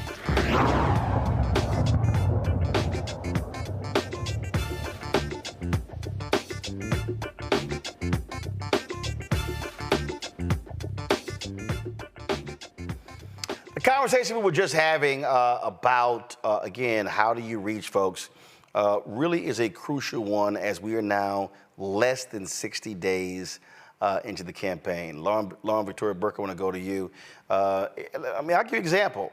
When Don Scott hit us up and said, hey, man, I want you to come help us out in Virginia in 2023. what you did for Warnock in 2020. You had some folks who were like, man, what are you doing? Why are y'all engaging Roland Martin in the streaming show? He said, first of all, because he can reach people we can't. And so they were fixated, and this is the mistake that people make. They were fixated on, well, only, 50 and 60 and 70 people turned up. And he said, did you see how many were streaming? And he told me about the number of calls and emails they got from people who said, hey, I couldn't make it out to the event, but I was watching it on my phone. And then the candidates who were showing up, they were taking those clips and they were driving it on their social pages on all of their platforms. This is the campaigning in 2024. Too many of these strategists are still trying to run analog campaigns in a digital environment. Yeah, and also they don't want to share the money with anybody black who is not in their friend circle. To your point, Roland, with regard to the money, with regard to the win with Black Men Call, and let's spend it on television. I mean, it's incredible to me. Every time we get a lightning in the bottle candidate, African American, in this case Vice President Harris, in the last case then U.S. Senator Barack Obama, and then, of course, President Obama, these lightning in the bottle candidates who are in touch with the culture, in touch with young people a lot of times, and in touch with the style of politics that really works and gets people excited and galvanized, gets people off the couch. As you can see with Vice President Harris, we're having this huge spike in registrations, huge spike in interest. From a lot of people who never gave before. Right. A lot of people who never gave before, first-time givers and small donor givers, which tells you that they want to be a part of it. They want to be a part of the history and a part of the moment. We saw the same thing in 2008. We have this added component that it's a female candidate as well. You have that going on. And then you have this across the board, across demographics interest, from white dudes to white women to black men to black women, of course. And you're telling me that person that raises a record amount of money, who happens to be a black female candidate, everyone else's demographic is controlling the money. You've got to be kidding me. I mean, it kind of reminds me of the NFL. The black players bring the gate, they bring the money, they bring the excitement, they bring the fans, and then a bunch of white folks are making the decisions about where the money is spent. And in this particular case, what we find is that, particularly with television, the money is just going to the same people, same pollsters who may or may not have been correct last cycle. Quite frankly, many of them are not correct. And then they get the contract again and again and again and again. It makes absolutely no sense. The ground game does not get spent on, because the ground game are, in fact, the folks in the streets and the folks that are not TV. And typically, a lot of times in these communities, black folks knocking doors. So there's a reason why all of a sudden, we can't do ground game. But with this type of money around, when you have $500 million being raised and counting, there's absolutely no excuse to do ground game because you have all this money. When you start dividing this money, by the way, it gets to a point where you do have to ask the question, where exactly is this money going? Where is it being spent? We only have but so many contested House races, for example. There's like 30, maybe, that are frontline races. And so if you put $2 million per race, that's only $60 million. And they're in the $500 million category. So it will be interesting to see who gets these contracts, who gets this money, where this money is spent, and what exactly the strategy is on the ground. I can't tell you how many times, Greg, I have talked to campaign people who are frustrated with some of these decisions. And again, Warnock won in Georgia in 2022. In 2020, that was ground game. I get the little commercial where they had the puppy. I get all of that. But it was what the folks in Georgia did. They were going door to door. They were sitting here having those events. That's what did it. And that's what Vice President Kamala Harris is going to need to beat this thug. Absolutely. Lauren evoked the number, and it's quite staggering to think. 500 million, and as you said, Lauren, and counting. That's a staggering number. And to read the reports of the last couple of weeks that the Harris campaign is starting to transfer money to the down ballot is very encouraging. We know that things change. We know the technologies change. We know that 2024 is not 2008. And as I said a moment ago, we all remember the runoff when everybody was energized and hit Georgia. Well, to seize that momentum that Lauren just talked about, this kind of infectious momentum that in 2008 built, of course, after Obama placed in the Iowa caucuses where he did, and Will I Am released that remix, Yes We Can, of the speech that kind of triggered everything. The difference between 2008 and now, and the thing that the Republicans are working hard to try to overcome early, Trump was in Arizona today, for example, perhaps the factor that is more relevant now than it's ever been is early voting. BANK, bank the vote. If you've got this momentum going now, spread out that ground game over the arc of the next 2 months. We know, as Rebecca said the other night during election coverage, as you remember, she said, early voting in Pennsylvania starts next week. So if you're going to have a rally, drive those people to the polls and tell them to vote now. Bank that vote. We know the Democrats run up leads that then evaporate on election day. Will run up an even larger lead. You got so much money now that kind of ground game campaign almost has to be, at least partially, because I agree with you wholeheartedly on the day itself and driving people and the small towns and the places people haven't reached, but also, maybe adjust that part that emphasizes doing some of that work, since you've got all this money with those door knockers and getting people out over the arc of the rest of these 2 months. Early voting starts October 15th in Georgia. There's a possibility that some of that chicanery that they've hired all these hillbilly election judges and all these folks, realizing that that's only the next step to the ultimate try, which is to control these state legislatures and these election judges and take the power to the state level and literally give the electoral votes to the loser of the campaign, which if they try that at this point, they're going to have to fight everybody from the pets to Caitlin Clark. The early voting might have a kind of role in this election that it's never had before. But only the work will reveal whether it does or not. Mignon? Yeah, I think, now that I'm thinking about what you're saying, I think the ground game is really important, but more so because we have this momentum. We're on this high right now, but we have to understand that the pendulum's going to swing, and there's going to be a lot of attacks on Vice President Harris and on the campaign and on Tim Walz and things of that nature. So yeah, it's really important to get people on the ground right now. It's also really important to get people to get to early voting right now, because we haven't even begun. The Republicans or the far right wing, whatever they are, I'm not really sure anymore. They're just spinning right now, but at some point they're gonna find their footing, and they're gonna come out with their guns blazing, so to speak, or fists swinging, right? So we have to be prepared for that, and I do believe you're correct that they have to invest in these local organizations and these local entities, because those are going to be the ones to be able to create some of the wall that will be able to buffer those attacks that will infiltrate the communities and diminish some of the joy and the excitement and the momentum behind the campaign. One of the things that is getting on my nerves. Is it me, Roland? Mm-hmm. No, it's not you. Today. One of the things that's getting on my nerves are these entertainers and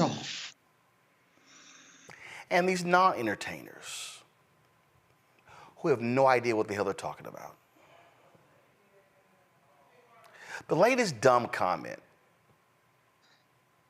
comes courtesy of Faison Love. I'm just gonna play this for you, and then I've got a few words on the other side. I tried to watch the presidential debate, and it just was boring. So I ended up watching reruns of The Cosby Show. And I was like, wow, this is what's missing in America is the family, the black family. The nucleus is the black family, a structure. And that structure is being destroyed basically because of child support. Women are having these children check babies. They don't care about the kid, they just care about the check. And I was like, wow. I grew up with a mother and father. I never heard my mother once say, I'm gonna leave you and put you on child support. I didn't know what child support was until I was 50 years old. So I had to go to court for it. I'm like, what? I thought this was for deadbeats. I'm here, what the? My point is, Vice President Kamala, I hope I'm saying your name right, Donald Trump, if you want to win the presidential race, abolish child support.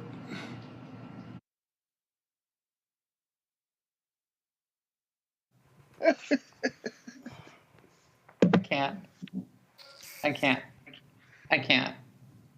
Okay, so Faison Love says a lot of these women are having check babies. Check babies. Like Melania? So are they impregnating themselves, Faison? Is the guy not there? Just wondering. The guy can't slap on a condom? I'm just trying to understand what, and see, this ain't just him. It's other men out there, black men, white men, Latino men, out there whining and complaining, man, this child support.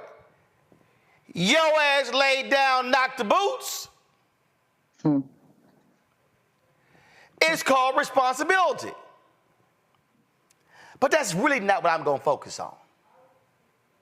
So Faison Love said, oh, no, go back, leave it.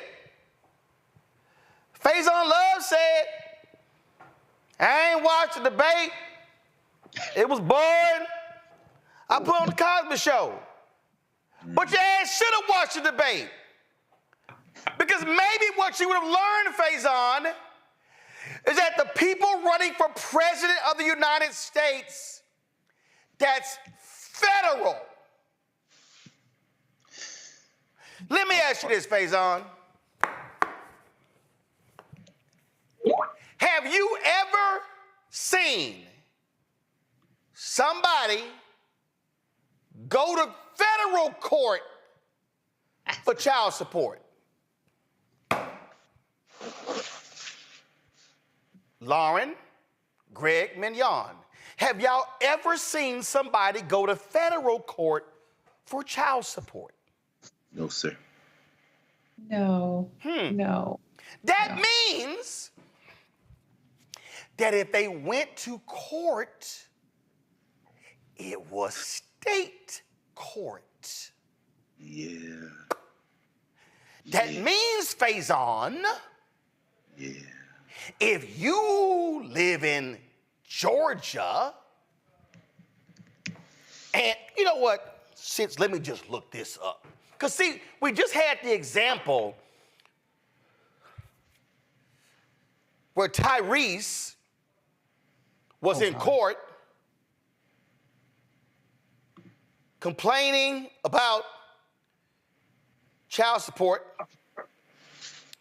and complaining about his ex-wife want more money.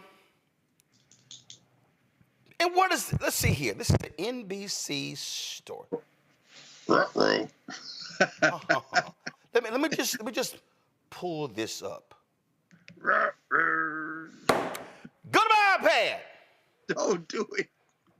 A judge in Georgia on Monday ordered actor and singer Tyrese Gibson jailed over his failure to make child support payments. Second paragraph, Faison. Fulton County Superior Court Judge Kevin M. Farmer found Gibson blah, blah, blah. Faison, Fulton County Superior Court Judge. That's the state. So if you, Faison, would like for child support to be abolished, then you and others are going to have to travel to 50 states in America and ask the legislature, not the governor, the legislature, to outlaw child support.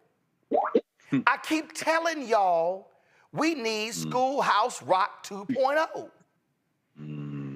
Maybe we need Big Perm. Yikes. Passing out some ice cream so we all can learn civics.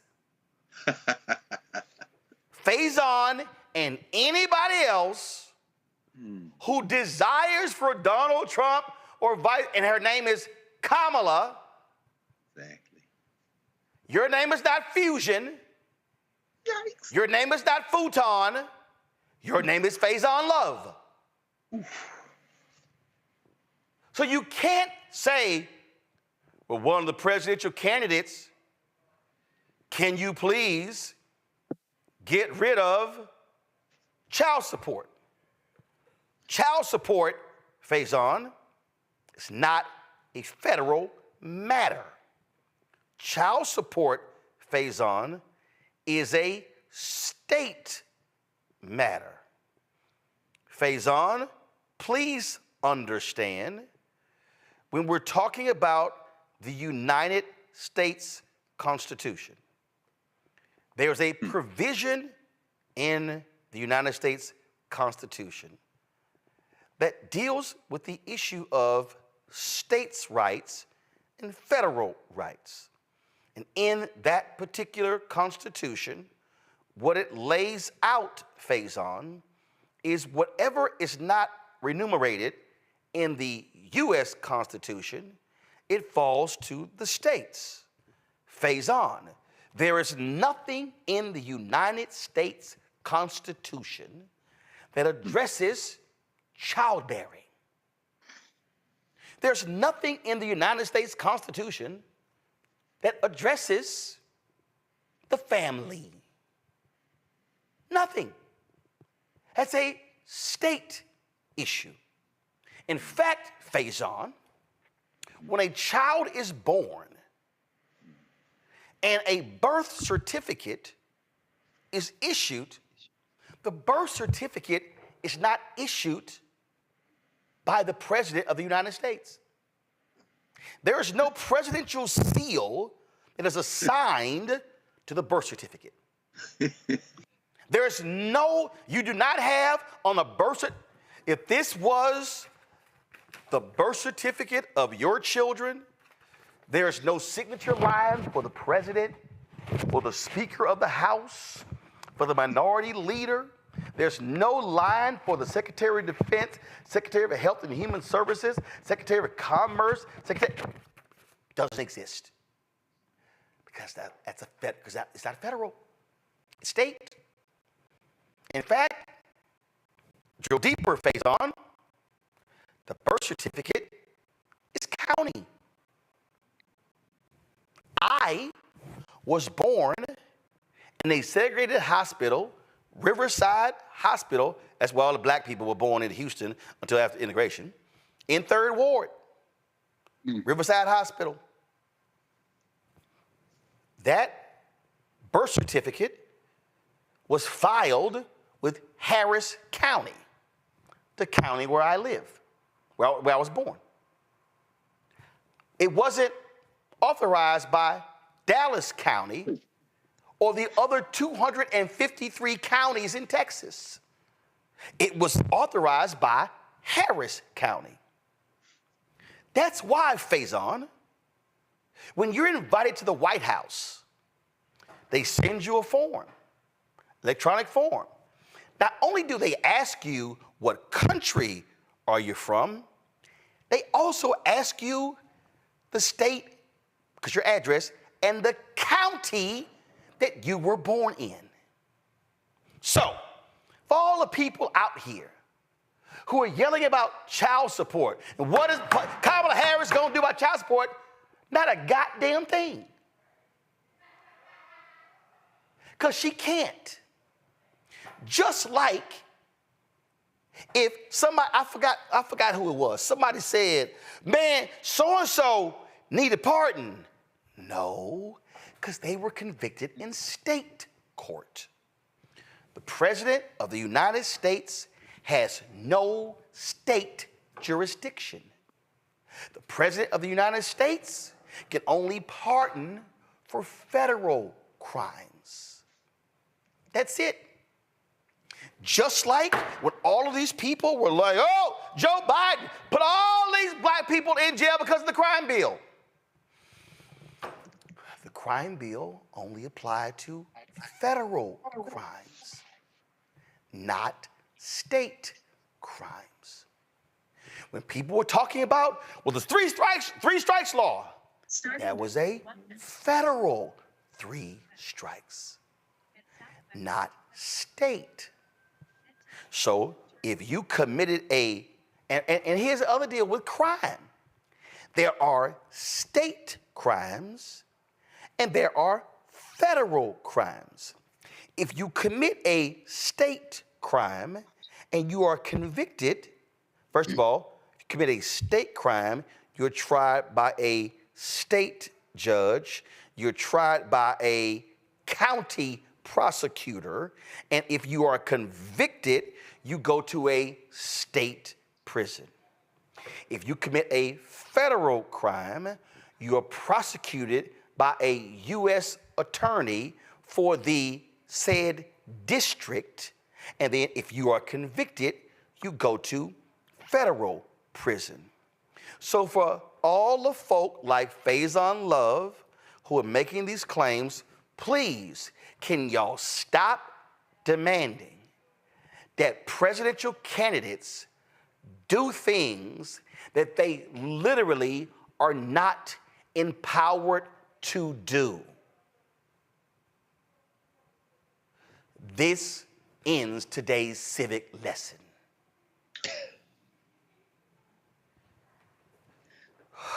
Damn! But Roland. Go ahead. Well, I'm with you 100%. And thank you, Professor Martin. But the thing that really scares me about yes, dude is a moron. Whatever he said was absolutely idiocy. Completely. And here's the deal. Maybe he didn't know, but my God. That's fine. Maybe he didn't know, but let me tell you what he did, what he could have done, which is very, very dangerous, right? So we have Kamala Harris that's talking about women's reproductive health and reproductive rights. We also know that Black women have the highest rates of maternal mortality and infant mortality, right? Black babies, Black mommies. We have to try to protect those people, those women, right? And this fool is over here talking about not wanting to pay for child support, right? So can you imagine somebody who's sitting at home and saying, yeah, he might be right. He might be right. Yeah, why do I even care about all that stuff? Because I will have to pay for child support anyhow. So maybe I don't want them to have that. What he's saying is dangerous. It's not just stupid. It's dangerous, and it endangers Black mothers and Black children, not just because of the check that he's talking about, but because of the fact that reproductive rights and reproductive health are on the ballot. That's why it's so dangerous. It's stupid, but it's dangerous, and that's the thing that we have to remember. And let me be real clear here, Lauren. I've covered for years what happens in state courts. They're called family courts. There are numerous examples where men get screwed in family court. I've covered these stories in Houston, in Dallas, in Chicago. But the reason these family courts are there is because there are women who have been stiffed by men. There are men who will lay down and get them some, and they get off after they are done after 30 seconds or a minute, and then that produces a child, and you don't see them for 20 years or the rest of their lives. The system was set up because there are people, and Faison says, well, he said, I thought that child support was for deadbeat dads. No. It was to establish an economic base to care for the child. Now, there are men who say, I think that's too much money. You have a system that bases upon one's income and things along those lines. But this notion that Vice President Kamala Harris or Donald Trump or any of the 100 United States senators or any of the 435 House members can abolish child support is crazy. Yeah, I mean, obviously there's a lack of teaching of civics in the United States. I actually happen to have a family court judge in my family in New York, and one day I went in and sort of just watched her do her cases, and that was quite a fascinating time, as you might imagine. A lot of them are divorce custody cases, and very fraught with a lot of emotional stuff that goes on. But yeah, quite frankly, where individuals don't want to pay health care, don't want to pay for school, don't want to pay for food, don't want to pay for a lot of stuff that has to be done to care for that child. That's why the family court was established. Yeah, well, in the family court as well, the biggest thing is when you just have a couple that breaks up and nobody can decide on where the kids are going to live and what the visitation rules are. And that, of course, is fraught with peril. And my relative, who's a judge, has to walk around the courthouse with a guy with a big gun around his shoulder in the courthouse, not outside the courthouse, in the courthouse, because, of course, these are extremely emotional cases. And there have been courthouse shootings in family courtrooms. Yeah, and so for me, but I'm sort of off the bus the minute you start talking about not paying, either the system not paying or one of the folks involved in creating that child not paying, and I'm out of that discussion, because when we do not support our children and economically support our children, we pay on the back end in a big way and an expensive way usually. Particularly in cases of broken homes and, incarceration, all of that. Truancy is extremely expensive. We certainly have the money to do everything else, particularly sending money overseas. So all of this whining and complaining about, oh, my God, we're spending money. The average food stamp allotment in this country is still under $100 per month. It's not like we're giving millions of dollars to poor people, particularly people who are single parent families who are raising a child. And that's why the income tax credit, the child tax credit, was such a huge deal, lifted a bunch of kids out of poverty. So the entire discussion around, oh, somebody's a deadbeat, I mean, it's ridiculous. We're a rich nation, and we should take care of our folks. So, I don't know. But again, a rich nation doesn't take care of our folks. That's a whole different conversation. Mm-hmm. These are individuals who impregnated women who result is a child. And again, Greg, okay, guess what? Faison, you may not realize that. But I need a lot of people in this country to understand that you can't make demands of a Vice President Kamala Harris or Donald Trump that they have no jurisdiction over. Just like you can't demand of the county commissioner where you live, county commissioner, you got to fix these schools. If I don't have jurisdiction over the schools, I can't fix the schools. Now, there may be a school board. Does that school board have jurisdiction? Just like, and again, I'm helping all the people out here who don't realize this, okay? I'm taking Washington, D.C. out of the conversation because this is the District of Columbia. It's not a state, it's a city, but it's a city that actually has a mayor, the city council, but federal Congress has oversight because it's a district. So I'm gonna go back to Houston. I'm gonna go back to Riverside Hospital. Scott Street is a prominent street in 3rd Ward, Houston. Scott Street, if there is a pothole, and this is for Faison and the people out here who don't know, if there's a pothole on Scott Street, you do not call County Judge Rodney Ellis County Commissioner Rodney Ellis or County Judge Lena Hidalgo to fix the pothole on Scott Street. Why? That's a city street. You have to call Mayor John Whitmire. But matter of fact, Houston has at-large council member districts. You don't call council member in Northwest Houston about the pothole on Scott Street. You call the council member for that district. So people need to understand, and I see this stuff all the time where people are saying stuff, don't even realize who's over it, who controls it, who to talk to. In fact, it happened today at CBC. Some woman, came to, in all good meaning, she came to me and she said, I just moved to Georgia. I'm trying to get in contact with your Congresswoman, Jasmine Crockett, because I want to do something about them taking people off the rolls in Georgia. And I went, why are you calling Jasmine Crockett? I said, Congresswoman Jasmine Crockett represents a district in the Dallas area. You live in Georgia.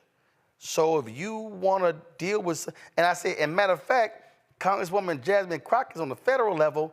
The issue you talking about is a state level. And I literally said, sister, if you want to lend your talents, I said, call Georgia Stand Up, a grassroots organization in Georgia. I said, but you in Georgia calling the Congresswoman in Texas to deal with a Georgia problem, that ain't gonna work. That's what we're doing. People, it's Civics 101, Greg. It is. It is. And well, what did she say when you gave her that response? Oh my God, I got all this confused. Thank you. You're right. I said, call Georgia Stand Up. They're waiting on you. And therein, for all of us, is the lesson in the value, one of the many values of the Black Star Network. For those who are truly seeking information, an answer will provide that nudge in the right direction and some direction. In 34 years of teaching, one of the phrases, and I heard it again today in the classroom, there's a paper, I have a paper due in one of my classes on Sunday. I gave them the weekend to finish it. And these two words bring me, they're triggering for me sometimes. I have to remind myself, though, that the kind of society we live in, which produces Faison Loves and folk like it, I'm confused. I said, to be confused, you have to have a solid position. So what's your position against which what I've said doesn't make sense? And that's when typically when people say they're confused, it's like Faison saying he's bored. That speak for I will not take the time or focus to enable my brain, which is fully capable of understanding these things, to engage, to think through what's going on. So when Faison, and I like when students say I'm bored. When you say I'm bored, what they're really, you should be bored when you've mastered a thing to the point where you don't have to think about it. Not when you have looked at a thing and said, I don't understand. You got to use your words here. Now I'm saying all that as this backdrop. That sister heard what you had to say and made the course correction because she's legitimately trying to figure out what's going on. But, and I agree with you, Dr. Guy, we're living in a dangerous time now where you got election interference. I don't care whether it's Russia, I don't care whether it's China, I don't care who it is, who elevate the weaponized ignorance of the Faison Loves of the world. And first of all, he would never come on this show to try to clarify anything because you're not DJ Vlad. So there's no money involved. There's no spectacle involved. There's no attempt to resuscitate a Z-list celebrity career and make it push all the way back up to H where it was before. There's no incentive for Faison Love to do that. Plus, we know there, but for the grace of God goes everybody who, God help any of us, might fall into a situation in life where they just feel hopelessly overmatched. And people in this country look at politicians like celebrities. And this, again, is where I think we're going with this. In a society where people like that aren't interested in information, but inventing whatever combination of addled, stressed, traumatic, miseducated, convening is in their soul to bubble it forth, they can be used as pawns in larger games. We know that voter suppression is real. We know that weaponized ignorance is real. And a Faison Love has a role to play in a federal election that will set aside all the intelligent conversations about federal and state and local power, set aside all the conversations about child support, where it comes from, why it's necessary, why it must be paid, when in moments when, and most of the time you're talking about men to women, but with women to men, these adjustments should or can be made. That's the conversation for legal scholars, for people going through it, for politicians, for media folks who are informed like you. But it's not a conversation when weaponized ignorance has a very good chance of affecting the federal election. And that's what makes Faison Love dangerous. Not that he needs to be corrected in terms of his information. He and everybody else who thinks that way should be, but because they can be used as pawns in a much larger game. And the next thing you know, the next fool that turns on social media and says, see, Kamala Harris is not for getting rid of this child support. She's against black men. And then here comes the press from wherever, Moscow, Beijing, wherever, and boom, it's weaponized. And here go 3 more Negroes in barbershop spreading ignorance. I don't know how we combat that, is the question. That's right. Well, I just, the thing for me is, folks just say stuff, and you're right, and I keep saying this, but all these celebrities, you have a larger platform than some Yahoo talking on social media. Absolutely. You do. And so, before you open your mouth, ask somebody. Literally say, hey, bro, let me ask you a question. Could Vice President Kamala Harris or Donald Trump or Joe Biden, could they get rid of child support? No. Now, it's also important, make sure you ask somebody who knows the hell they're talking about. So you know what, matter of fact, let me just give this advice to Faison Love and anybody else. I want you to go through life as if this is the game Who Wants to Be a Millionaire. And now remember the game Who Wants to Be a Millionaire? Remember they had Phone a Friend? Now, Lifeline. Now, every single one of us know is some people we know ain't never getting a phone call. Facts. Now, you might have a friend if the question is about alcohol, call their ass. Because you know they are partying drunk. Call their ass. I'm going to tell you right now, if the question has to do with alcohol, don't call Ro. I don't drink. I can't help your ass. I can't tell you what the hell is the difference between Tito's and Patron and 1942 or 1492, whatever the hell. I can't help your ass out. Don't call me. There's some folk you know, they love music. Man, they can tell you song, artist, all that.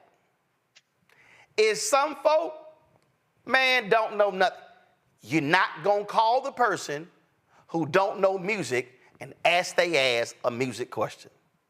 So the Faison and a bunch of y'all, if you got political questions, don't ask somebody your ass know who you know don't know a damn thing about politics. Ask somebody before you do a video and post it on social. Because even if you ain't a celebrity, a bunch of clueless people can take your video and run with it, and now it's all over the country, and you went viral on some bullshit. Like the lying-ass racist in Springfield, Ohio, where a white Nazi went to the city council saying Haitians were eating animals, and guess what? Dumbass MAGA racists took that video and it went all the way up to dumbass Senator J.D. Vance and equally dumbass Donald Trump, and that fool goes on a debate and literally said, they're out here eating people. I need y'all to hear what I just said. One nutcase racist Nazi went before the city council and alleged that Haitian immigrants were eating animals, cats and dogs, and that shit has now gone all the way up to the dumbass running for president of the United States for the Republicans. It's now circulated around the world, and you know what the end result is? You have Haitian immigrants who are keeping their kids at home because they're scared for their safety, because now you have fools who are hunting Haitian immigrants in Springfield, Ohio, based off of a bullshit lie. That's why you don't just put anything out in the public sphere. Ask first before you hit record. And then if you do hit record, take the video and go to somebody and say, can you look at this for me? What you think? So run it by a few folk before your ass hit send. I'm just saying. I'm just saying. I'm telling you, we have a massive deficit in this country, y'all, when it comes to civics. And I deal with this, Mignon, I deal with this every single day. The number of people who just don't know who the hell does what. They don't know what the FDA regulates. They don't know what the Federal Trade Commission is responsible for. They don't know what it's, and I get it. Not everybody knows everything about politics, but my God, we gotta stop blaming politicians for things that they have no jurisdiction over. And then people go, well, why don't you? Because they don't. And it's an epidemic, Mignon. I'm telling you, it is. It is indeed an epidemic. And I think that Dr. Carr was correct. People have to have, I was listening to you, I'm thinking to myself, not only is there a dearth of understanding or a lack of education in terms of civics, but I was also thinking about media literacy, because that's the same thing that we're talking about, right? All this information or misinformation, disinformation, BS, whatever it is being disseminated via various media channels, right? And a lot of people now don't know how to ascertain, fact from fiction or reality even anymore. So it becomes more important than ever to have really trusted sources for information when it comes to media in particular, to try to debunk it, because a lot of the media that we see is even, cable TV news, whatever it is spun in a way that is still misleading to the general public, right? So we have to have these trusted sources. Yes, you got to have your phone a friend. You better know who that friend is. But you also need to be able to wade through all of the misinformation, disinformation, lack of education, whatever it is that's being spewed out there, because at some point it becomes overwhelming for the general public. So that's why it becomes more important to have places like the Black Star Network, because people are overwhelmed. I'm not giving them a pass because the onus is upon them. But think about how hard it is to find accurate accurate information these days, right?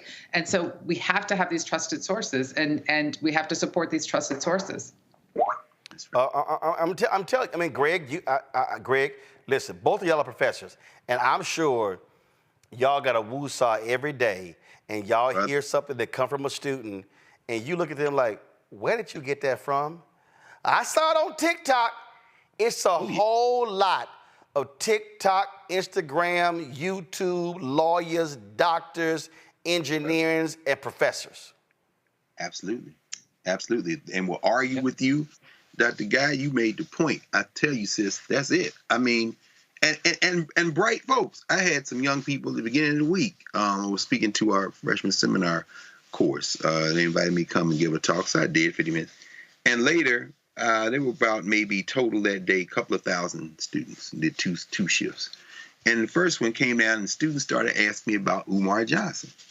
And I know Umar for many years, since, he lived in Philly. It's hard not to know Umar. He was in the streets at that time doing what he does, long before the YouTube thing blew up. But when I tell you that it doesn't really matter, there's this huge swell of folk who, to your point, that the guy can't distinguish between, what to trust, what not to trust. Remember the sister you had on this summer from Onyx Impact with all that, the report on disinformation in Black communities. Yep. That question, that fire hose of stuff, they can't tell the difference between. And so you have to be patient. You have to be, generous in spirit, understand that these are young people who are well-meaning. But then when you turn around, and we all saw with Shannon Sharp, they had him canceled on social media. ESPN has fired Shannon Sharp. Oh, slow. Where did you read that? Hold on, right. Perfect example. It was like an NBA Central. Then they tagged ESPN NBA. I saw it. First thing I did is went to ESPN NBA, saw nothing on there, and I'm like, where y'all getting that from? Like right now, all these Republicans, a whistleblower alleges that ABC gave Kamala Harris test questions, and that's how she knew the answers. Man, go sit your ass down.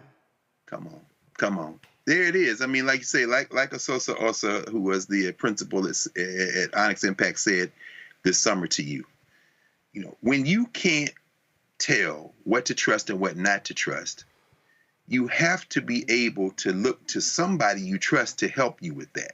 And I agree with you, Doc. Black Star Network, it's more valuable now than at any time because we are entering a phase of political warfare that the species has never seen before. And again, this goes back even to Donald Trump. The idea that somebody like that could even run for president, what Lawrence O'Donnell and them were talking about when they said, what they call it, sane washing. You have normalized people who should never be normalized for the roles they're aspiring to. And that the celebrities have always been key in politics. That's why the Republicans, for example, depended so much on Jack Roosevelt Robinson when the Republican Party was something very different. But after Barry Goldwater got in, Robinson said, I can't go that far with y'all anymore. And then it cost them politically. Well, this isn't 1964. This is 2024, and now you can have everybody from Jermaine Dupri to to Faison Love doing what they're doing, and on a network like this, unlike a lot of people, Roland, you will invite those people into the space and walk them through the era, whether it be Ice Cube or all the way through down to what's his name, Tyrese. You will sit with them, and I think finally what that does is in this firestorm, this blowstorm, this fire hose of misinformation just out there, it does give people a source they can trust, if for no other reason, to come to help you walk through all that stuff. And that's the kind of trust that our people need now more than ever. And again, that's what makes this network so important. Indeed. All right, folks, that is it for us. Lauren, I appreciate it. Thanks a lot. Mignon, thank you so very much. And I'm sure you have your Time Life headset next time you come back on. Just for you. I forget nothing. Dr. Carr, thanks so much. I appreciate it, Frat. Appreciate you, bro. Folks, that is it for us. Tomorrow, we're going to continue our conversation regarding what's happening with Haitians in Springfield. John Legend has actually dropped a video. He's a Springfield, Ohio native. He dropped a video on social media. I have it right here. I was going to play, but I'll save it for tomorrow, where he talks about what's going on there. And we'll also talk to Haitian journalists about that as well. Folks, support the work that we do, y'all. I told y'all already that when we talk about, I told what Cash App has done is driving me crazy in terms of how they are capping the number of transactions. So what we had to do is we had to create two additional accounts. And so let me do this here. So let me show you what those are, so you know, and you're getting it straight from me. These are the only, so the one account that we have is Cash App, $RM Unfiltered, okay? So we have that one, all right? So matter of fact, I'm gonna put both on the screen. Just give me a second. So we have, so there are only 3 that we have, and I hate the fact that I have to give you 3. I prefer, because we've had fraudulent people trying to steal from our users, create these accounts where they are close to our name. So that has happened. So I hate to have to do that, but I'm left with no choice by the folks at Cash App, because what they've done is they've changed their procedures to now they're capping the number of transactions you can have per day, per week, and per month. And that, listen, we don't control how many people actually give on our show.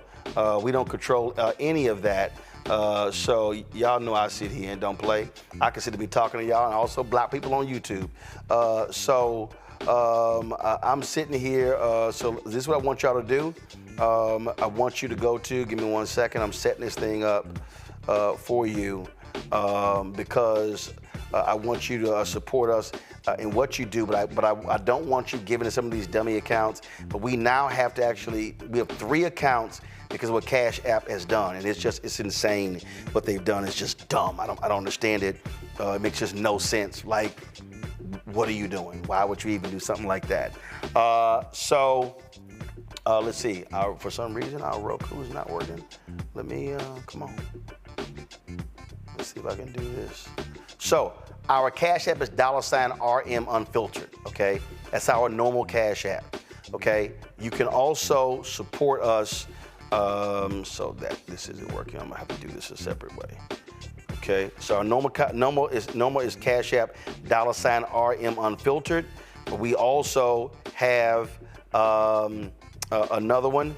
Let me show y'all what that one is. Hopefully I can get this connected for you. Looks like we cannot, so I'm having some issues connecting. So I want to show you from my iPad this account for some reason. So here's the deal. Cash App $RM Unfiltered. That's our normal one. The other one that we have is Cash App $Uncle UNCLE ROROMARTIN. The other one that we have is $BLK STAR Network, Black Star Network. $BLK STAR NETWORK. Those are the only 3 that we have. Now, if y'all give, here's the crazy thing, they don't even tell us what the hell the cap is. So we don't even know what the number is. So we just look at how many transactions we got that day, then all of a sudden we see the rejections. So it makes no sense. So this here is our normal Cash App right here, $RM Unfiltered, okay? So then we had to create another Cash App. So this is the other Cash App, $Uncle Roro Martin. Then we had to create a third Cash App for Black Star Network, $BLK STAR NETWORK. So you can hold your phone up to the screen and you can literally just put your camera up and then tap it. It takes you right to the account. So I'm gonna do it for you again. So this is Black Star Network, BLK STAR NETWORK. Our Black Star logo is on it. The other one is right here, which is $Uncle Roro Martin. So you can hold your phone up to that if you want to use that one. And the main one that we have, and it's rejecting a lot of your donations, is the one we've always had, $RM Unfiltered. And so that's what that one is, so you can hold your phone to that one. So hopefully Cash App will get rid of this stupid ass new rule, but we can't wait on them because many of you want to support the work that we do, and we appreciate every single dollar. I'm telling you, we don't waste money. We want you to be able to support what we do, and so we got to go to this route. So here are the other ways to give. You can see your check and money order, P.O. Box 57196, Washington, D.C., 20037-0196. Again, PayPal, R. Martin Unfiltered. Venmo is RM Unfiltered. Zelle, Roland at RolandSMartin.com. Roland at RolandMartinUnfiltered.com. That's it, folks. I'll see y'all tomorrow right here on Roland Martin Unfiltered on the Black Star Network. Holla! Folks, Black Star Network is here. Oh, no punches! I'm real revolutionary right now. Support this man, Black Media. He makes sure that our stories are told. Thank you for being the voice of Black America, Roland. Stay black. I love y'all. all momentum we have now. We have to keep this going. The video looks phenomenal. See, there's a difference between Black Star Network and Black-owned media and something like CNN. You can't be Black-owned media and be scared. It's time to be smart. Bring your eyeballs home. You dig?